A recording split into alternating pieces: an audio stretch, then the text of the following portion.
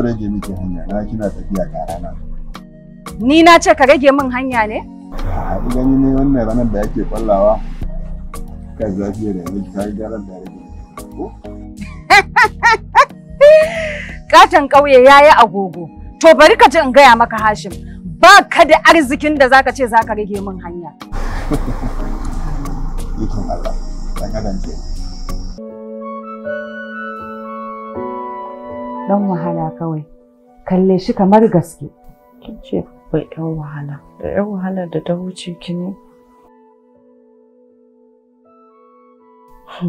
Ni wallahi ji nake kamar umma ƙare shi.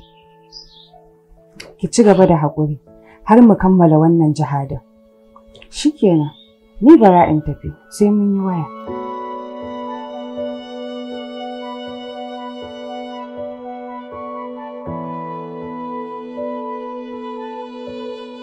Ina tausayin ranar da zaki san cewa kin yi biyu babu.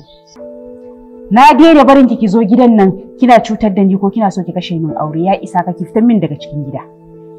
Bahijja, yau ni kike kora daga gidanki? In an kore ki sai ni. Ai ke zuwan ki gidan nan san ba alkhairi bane. Ki rasa wacce zaki kashe wa aure ko ki cuta sai kanwar ki da kuke uwa ɗaya uba ɗaya? To ya ishe ki ki sake zuwa min gidana. Ba za ki kashe min aure ba don kin kashe naki. Bari ni gidana. Musaya, an yi musaya.